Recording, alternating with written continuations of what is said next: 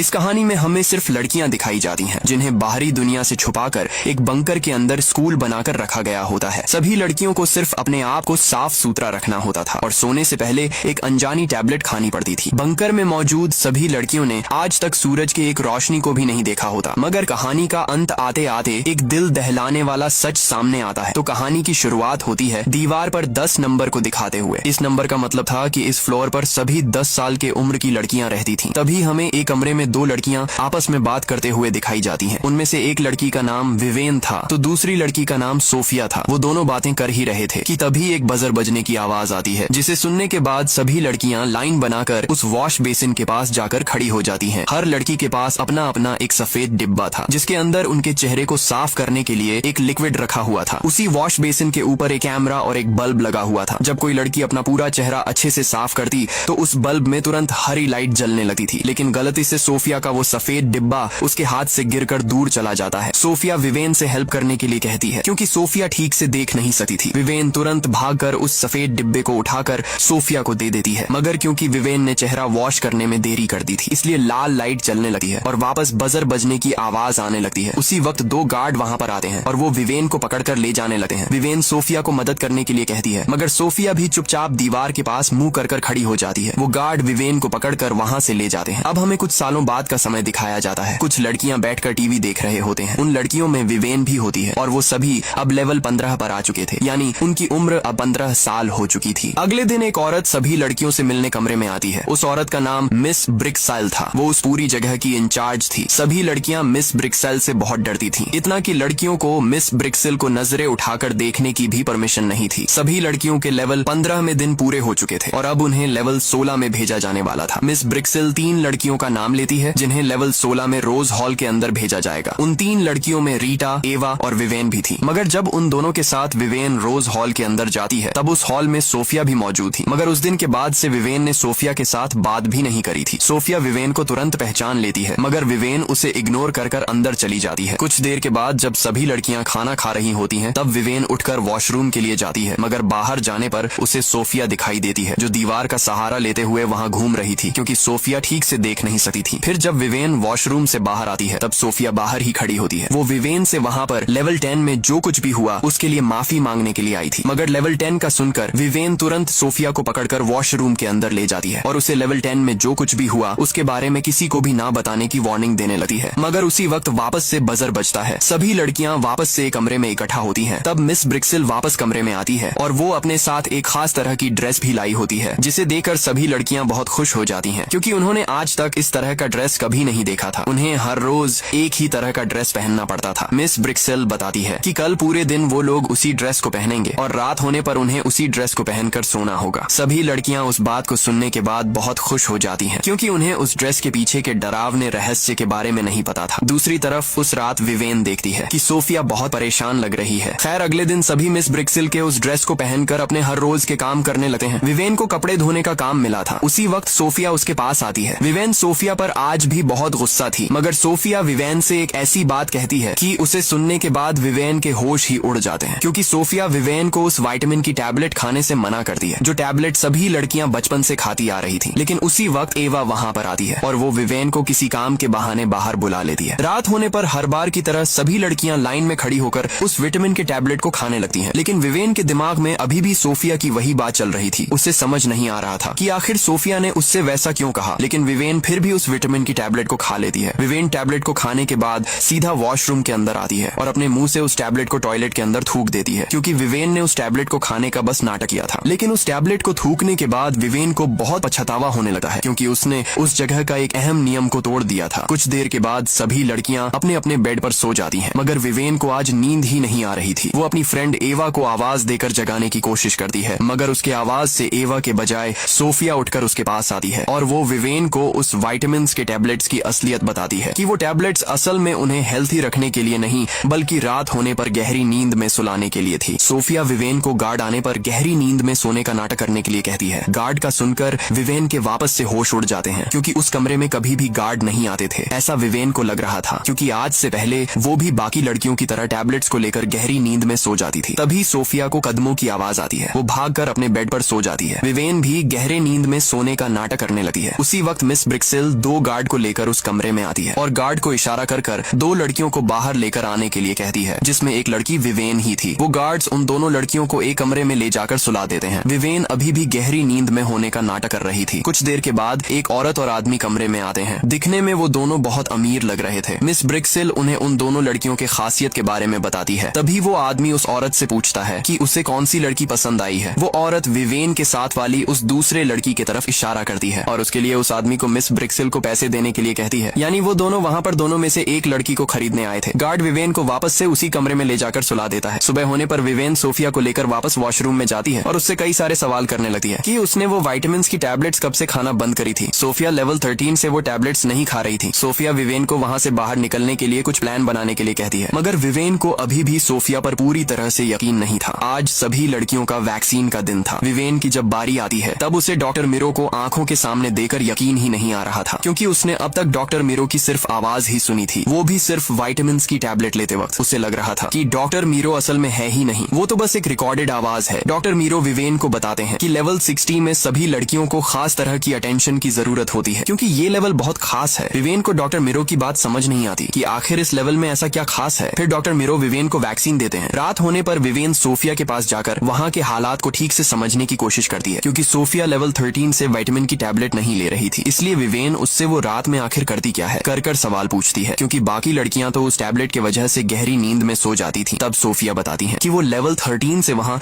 जो कुछ भी हो रहा है उसे नोटिस कर रही है। वो रात होने पर वहाँ से बाहर भागने की कोशिश करती है, मगर गार्ड्स आज तक अभी भी उन दरवाजों को बिना लॉक करे नहीं जाते थे। उन्हें दरवाजा खोलने के लिए वो खास तरह का कार्ड लगने वाला था। सोफिया बाकी लड़कियों को बताकर उनसे मदद मांगने के लिए विवेन से पूछती है, मगर विवेन तुरंत मना कर देती है, क्योंकि उसे बाकी लड़कियों पर बिल्कुल भी यकीन नहीं था। फिर सुबह होने पर विवेन वापस से उस डॉक्टर के पास जाती है, क्योंकि विवेन उस डॉक्टर को एक अच्छा इंसान समझती थी। उसे लग रहा था कि शायद डॉक्टर मीरो उनकी मदद कर सकता है, मगर कहीं ना कहीं उसके मन में डाउट भी था कि कहीं डॉक्टर मीरो को सारी सच्चाई बताने के बाद लेवल 10 की तरह उसे वापस से पनिशमेंट न भुगतना पड़े। इसलिए वो इधर उधर की बातें कर वापस बाहर आ जाती है। लेकिन विवेन के वहाँ से जाते ही डॉक्टर मीरो, जो इतने समय से विवेन के सामने बहुत अच्छा बन रहा था, उसके चेहरे पर अजीब सी परेशानी छा जाती है। कुछ देर के बाद जब सभी लड़कियां एक कमरे में बैठी होती हैं, तब अचानक से एक लड़की उल्टियां करने लगती है, जिसे देखकर सभी लड़कियां पीछे हट जाती हैं। एवा तुरंत मिस ब्रिक्सिल को बुलाने के लिए कहती है, मगर विवेन एवा को चिल्लाकर चुप होने के लिए कहती है। फिर वो उस लड़की को लेकर डॉक्टर के पास जाती है। तभी सोफिया विवेन के पास आती है और वहाँ से निकलने के बारे में पूछती है। तब विवेन डॉक्टर मीरो से हेल्प लेने का पूछती है। डॉक्टर मीरो का सुनकर सोफिया विवेन पर बहुत गुस्सा हो जाती है, क्योंकि उन्हें किसी पर भी भरोसा नहीं करना चाहिए। सोफिया विवेन को गार्ड की भी असलियत बताती है, क्योंकि रात होने पर वो छुपकर लड़कियों के कमरे में आता था और लड़कियों को गलत तरीके से छूता था। इस वजह से उन्हें किसी पर भी यकीन नहीं करना चाहिए, ऐसा सोफिया विवेन को बताती है। अगले दिन सभी लड़कियों का वापस से चेकअप का दिन होता है। डॉक्टर मीरो विवेन को चेक करते हैं, लेकिन विवेन अभी भी इधर उधर की बातें करी जा रही थी, जिस वजह से डॉक्टर मीरो विवेन को देने के लिए एक वैक्सीन को निकालता है। मगर आज तो सिर्फ चेकअप का दिन था, इसलिए विवेन वापस से डॉक्टर से सवाल करने लगती है, जिस वजह से डॉक्टर, जिसे विवेन के हरकतों पर पहले ही शक था, वो उस वैक्सीन के बजाय एक सफेद केमिकल से भरा सिरिंज को निकालता है, क्योंकि उस जगह पर किसी भी तरह के सवाल करने की परमिशन नहीं थी। और विवेन को इस तरह से बार बार सवाल करता देख डॉक्टर मीरो उस सिरिंज को विवेन को दे देता है। उस इंजेक्शन के बाद विवेन जब बाहर आती है तब उसे सारी चीजें धुंधली धुंधली दिखने लगती हैं। कुछ देर के बाद सोफिया विवेन के पास आकर बातें करने लगी है, मगर विवेन सोफिया को उससे दूर जाने के लिए कहती है, क्योंकि विवेन को लग रहा था कि अब वो अनक्लीन हो चुकी है और उस जगह पर हर वक्त खुद को क्लीन रखने का नियम था, इसलिए कहीं सोफिया भी उसके वजह से अनक्लीन ना हो जाए। इस डर से वो उसे दूर जाने के लिए कह रही थी। उस सिरिंज के वजह से विवेन अब बहुत चिड़चिड़ी हो चुकी थी। विवेन को इस तरह देकर उसी की अच्छी फ्रेंड एवा एक लड़की को लेकर कंप्लेंट रूम के अंदर जाती है। इस रूम में कोई भी लड़की किसी भी लड़की का अनक्लीन होने का रिपोर्ट मिस ब्रिक्सिल को दे सकती थी। अब विवेन के उस बिहेवियर से एवा मिस ब्रिक्सिल के पास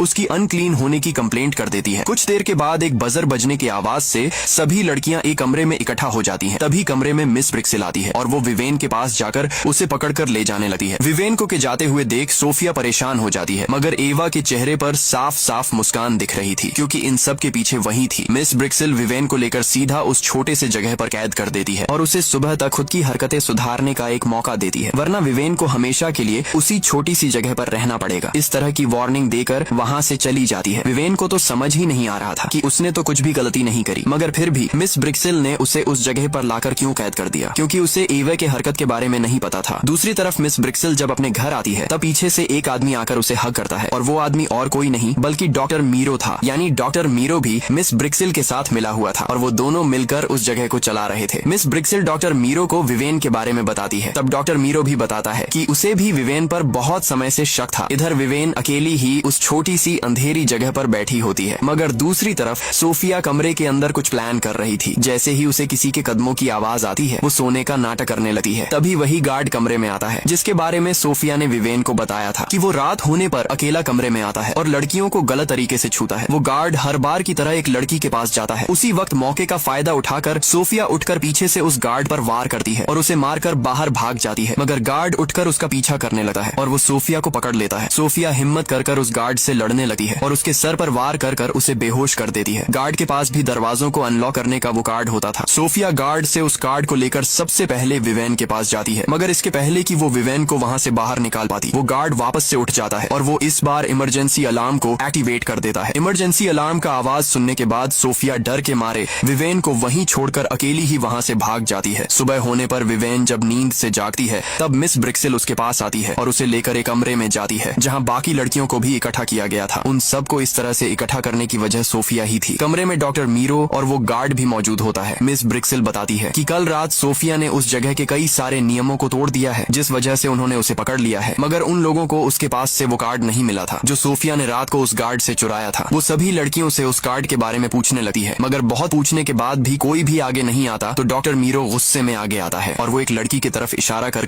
गार्ड को उसे वहाँ से ले जाने के लिए कहता है, क्योंकि जब तक वो कार्ड वापस नहीं मिलता तब तक हर एक दिन एक नई लड़की को उस अंधेरी जगह पर पूरे दिन के लिए रखा जाएगा। वहाँ से बाहर आने के बाद डॉक्टर मीरो मिस ब्रिक्सिल को एक टैबलेट्स की डिब्बी पकड़ाकर वहाँ से चला जाता है। मिस ब्रिक्सिल वो टैबलेट अपने हाथों से सभी लड़कियों को खिलाती है, मगर विवेन की बारी आने पर वो उसे अपना मुंह खोलकर दिखाने के लिए कहती है, क्योंकि उसे विवेन पर बिल्कुल भी यकीन नहीं था। कुछ देर के बाद उस टैबलेट के वजह से विवेन को बहुत नींद आने लगती है, मगर वो खुद को पिन चुभोकर जगाने की कोशिश करती है। वो उठकर सोफिया के बेड के पास उस कार्ड को ढूंढने की कोशिश करती है, मगर उसे वो कार्ड भी नहीं मिल रहा था। लेकिन जब वो थकर अपना हाथ सोफिया के बेड के कोने पर रखती है, तब उसके हाथ वो कार्ड लग जाता है। अब उसके पास वहाँ से बाहर भागने की एक उम्मीद थी, मगर जब वो उस कार्ड से दरवाजा खोलने की कोशिश करती है, तब उस कार्ड से दरवाजा ही नहीं खुल रहा था, क्योंकि उन्होंने उस कार्ड को अब ब्लॉक कर दिया था। विवेन की आखिरी उम्मीद भी अब खत्म हो जाती है। वो हार मानकर वही दरवाजे के पास बैठ जाती है, लेकिन तभी उसकी नजर दरवाजे को जोड़ने वाले उन स्क्रूज पर पड़ती है। उसके दिमाग में एक आइडिया आता है और वो उसी कार्ड से उन स्क्रूज को खोलने लगती है। कुछ देर के बाद वो सारे स्क्रूज को खोलकर उस कमरे से बाहर आ जाती है, मगर मिस ब्रिक्सिल अभी भी वहीं पर थी। किसी के कदमों की आवाज सुनकर वो तुरंत उठकर अलमारी के पास जाती है और अंदर से एक इंजेक्शन लेकर ड्रॉर के अंदर रख देती है। उस इंजेक्शन में बेहोशी की दवा भरी हुई थी। तभी विवेन वहाँ पर आ जाती है। विवेन को देखकर मिस ब्रिक्सिल खुद को शांत दिखाने का नाटक कर उसे कुर्सी पर बैठने के लिए कहती है, मगर जैसे ही विवेन पास आती है, तब वो उस इंजेक्शन से उस पर हमला कर देती है। मगर विवेन उस नींद के टैबलेट के बाद भी अब भी बहुत चौकन्नी थी। वो पास से लाइट उठाकर मिस ब्रिक्सिल के मुंह पर दे मारती है और वो इंजेक्शन लेकर उसे ही लगा देती है। मिस ब्रिक्सिल इन सब के बाद भी विवेन से कहती है कि वो कितनी भी कोशिश कर ले, मगर इस जगह से नहीं निकल सकती। विवेन उस जगह से बाहर आती है और सीढ़ियों से सीधा ऊपर चली जाती है। उसके पास वहाँ से बाहर भागने का इससे अच्छा मौका नहीं था, लेकिन वो वहाँ से भागने के बजाय वापस से नीचे चली आती है, क्योंकि सोफिया अभी भी उसी जगह पर कैद थी। वो गार्ड से छुपते हुए तहखाने तक पहुँचती है। थोड़ी देर ढूंढने के बाद उसे सोफिया भी दिख जाती है, मगर उसके दोनों हाथ बंधे हुए थे। वो दोनों सोफिया के हाथ पर लगी उस पट्टी को काटने के लिए कुछ ढूंढने लगते हैं और ढूंढते ढूंढते एक कमरे के अंदर चले जाते हैं, जहाँ उन्हें काटने के लिए चाकू तो मिल जाता है, मगर गौर से देखने पर उन्हें वो कमरा बहुत अजीब लगता है। उस कमरे में कई सारे औजार रखे हुए थे और वहाँ पर 3 बॉडी को रैप कर भी रखा होता है। विवेन एक बॉडी के पास जाकर जब उस पर लिखा नाम देखती है, तब उस पर रीटा कर लिखा होता है और रीटा वही लड़की थी जिसे डॉक्टर मीरो ने गुस्से में गार्ड को ले जाने के लिए कहा था। उन्हें समझ नहीं आ रहा था कि आखिर उन्होंने रीटा को नीचे लाकर क्यों सुलाया है। विवेन हिम्मत कर उस रैपर को हटाने लगती है, लेकिन जब रैपर पूरी तरह से हटा है, तब सामने का मंजर देकर सोफिया डर के मारे चिल्लाकर दूर भाग जाती है, क्योंकि रीटा के चेहरे की पूरी खाल निकाली गई थी। यानी वो लोग सभी लड़कियों को उनके स्किन के लिए पाल पोस कर बड़ा कर रहे थे, ताकि वो उनके स्किन को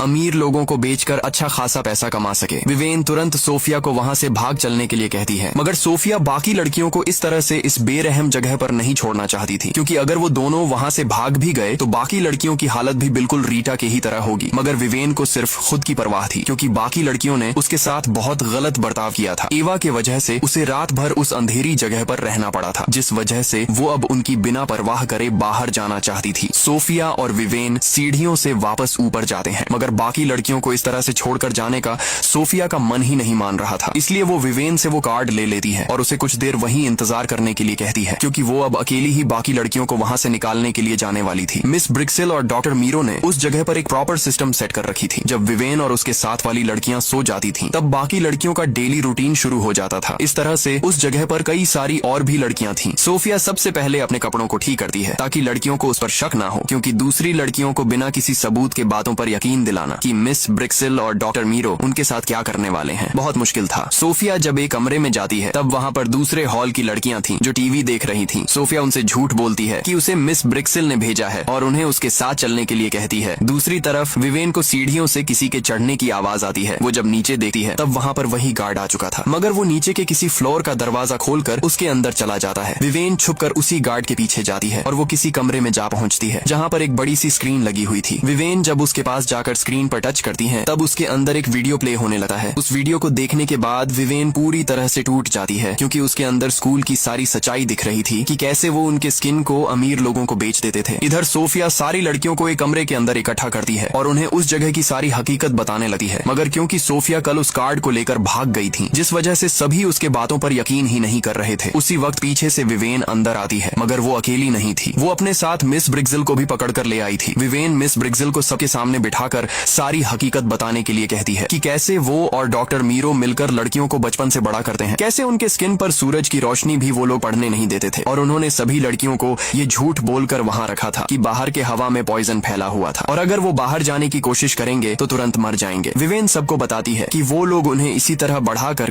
उनके स्किन को अमीर लोगों को बेच देते हैं, जिसके बाद सभी लड़कियां मिलकर मिस ब्रिक्सेल को उसी छोटी सी अंधेरी जगह पर ले जाकर कैद कर देते हैं। फिर विवेन और सोफिया सभी लड़कियों को लेकर सीढ़ियों से ऊपर जाती है, मगर विवेन सोफिया को बाकी लड़कियों के साथ वहीं रुकने के लिए कहती है, क्योंकि वो निचली लेवल वाले लड़कियों को भी साथ ले जाना चाहती थी। मगर एवा जल्दबाजी में वो दरवाजा खोल देती है। दरवाजा खुलते ही उस जगह पर सिक्योरिटी अलार्म बजने लगता है। अलार्म की आवाज से सभी लड़कियां डर के मारे वहाँ से भागने लगते हैं, मगर वो गार्ड आकर सोफिया को पकड़ लेता है। विवेन हिम्मत कर उस गार्ड से लड़ने लगती है और वो उस गार्ड को ऊपर से धक्का देकर नीचे गिरा देती है, जिस वजह से वो गार्ड तो जगह पर ही मर जाता है, मगर उसने सोफिया के ऊपर चाकू से वार कर दिया था। इस वजह से सोफिया बहुत जख्मी हो जाती है। विवेन सोफिया को लेकर भागने की कोशिश करती है, मगर अब और लोग उनका पीछा करने लगते हैं। बाकी लड़कियां तो आगे निकल जाती हैं, मगर सोफिया घायल थी। इस वजह से विवेन उसे लेकर एक कमरे के अंदर घुसकर दरवाजे को ब्लॉक कर देती है। उसी वक्त वो डॉक्टर मीरो भी वहाँ आ जाता है। वो खिड़की से विवेन से बात करने की कोशिश करता है और उसके सामने एक अच्छा इंसान बनने का नाटक करता है। वो विवेन को बहला फुसलाकर दरवाजा खोलने के लिए कहता है। वो कहता है कि सोफिया बहुत जख्मी है, उसे जल्द से जल्द इलाज की जरूरत है, इसलिए उसे दरवाजा खोलना चाहिए, और अगर उसने दरवाजा खोला तो वो उसे भी नुकसान नहीं पहुंचाएगा। मगर विवेन डॉक्टर मीरो को अब अच्छे से जान चुकी थी। उसे पता था कि डॉक्टर मीरो उसके उस चेहरे के लिए इतना परेशान है, इसीलिए विवेन उसके पास रखा चाकू निकालती है और उससे अपने चेहरे को पूरी तरह से घायल कर देती है। यानी